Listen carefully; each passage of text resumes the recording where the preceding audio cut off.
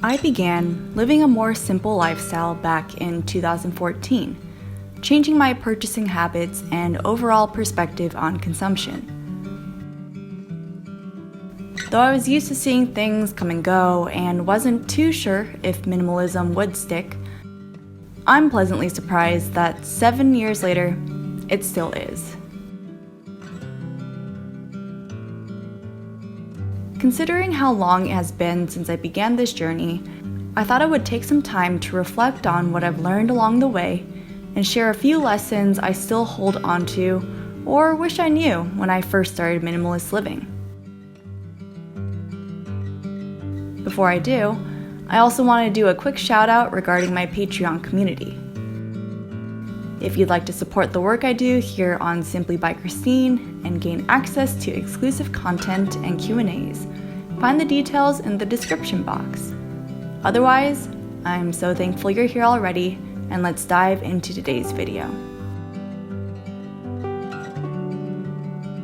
First, trends come and go, and you'll change too. Minimalism all began with my wardrobe, as I began to feel the fatigue as I would mindlessly purchase new pieces to fill a void that was never satisfied. But ever since I took the time to minimize and build a capsule wardrobe and work on building a more timeless style, I began to notice just how quickly trends change. Whether it's with clothing, home decor, architecture, or food, we're so easily pleased with one thing but will soon move to the next. So this is a lesson to never put your hope in any one thing. Something else will come up, trends will change, and you will also change. Change is inevitable. 2. You can be minimalist with the wrong intention.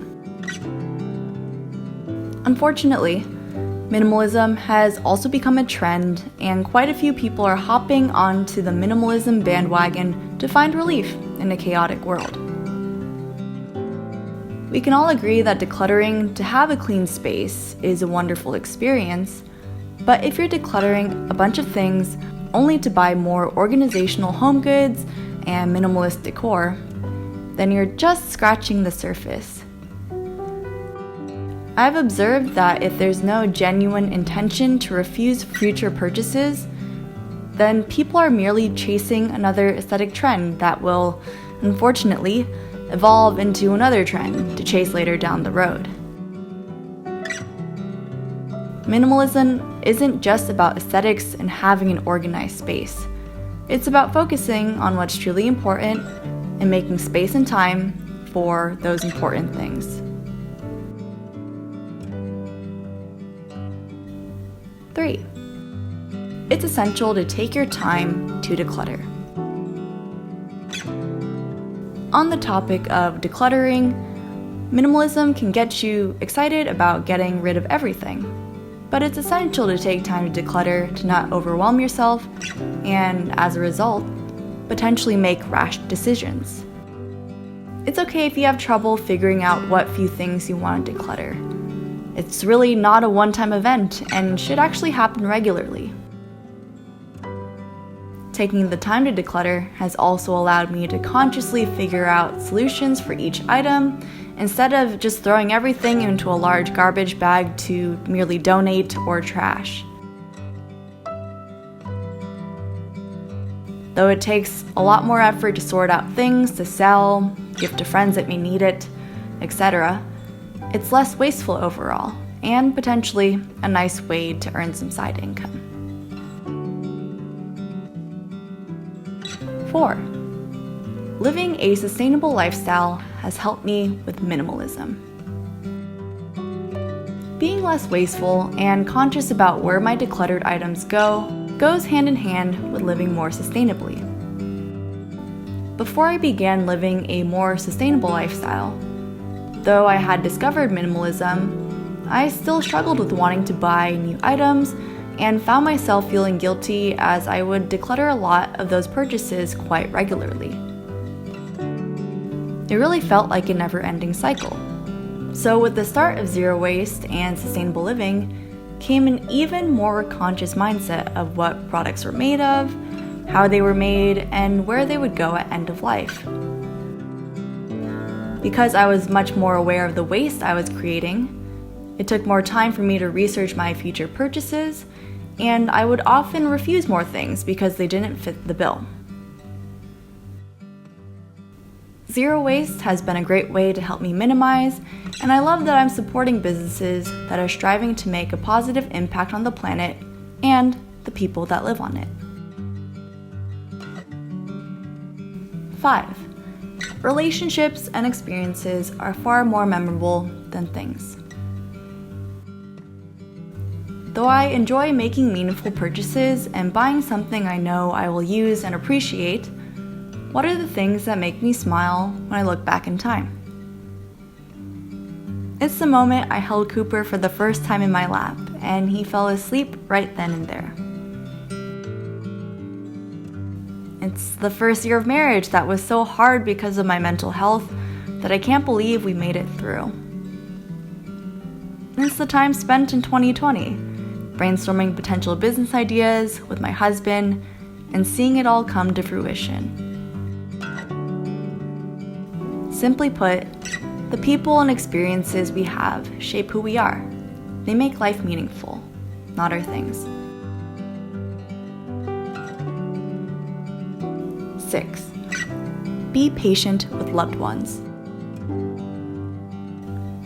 When you start living more minimally, chances are you might not be living on your own.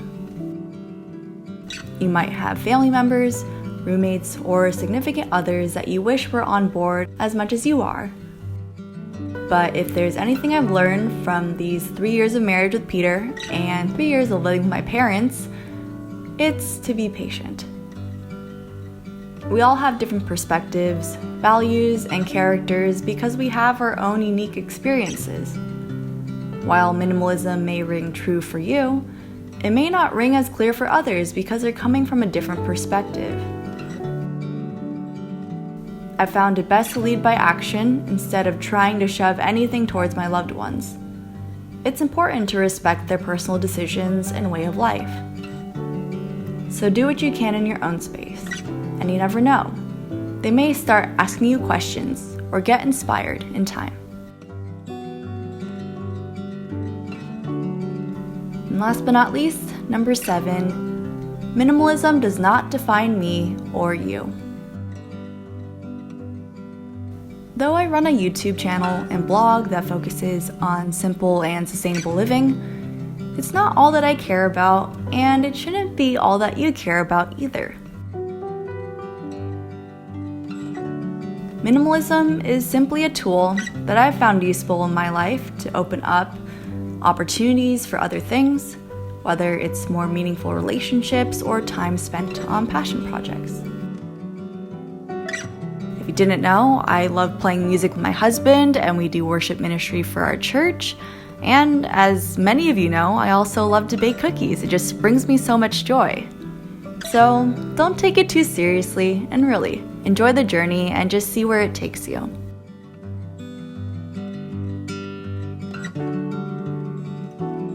Are there any lessons that you've also learned in your journey of living more simply? I'd love to hear from you in the comments below, whether it's the challenges you've faced with minimalism or the unexpected joys that come with it. I hope this video gave you a more realistic perspective on minimalism, and that you're encouraged to take small steps in the right direction, whatever that may mean for you. Thanks for taking the time to listen and watch, and I'll see you all in the next video.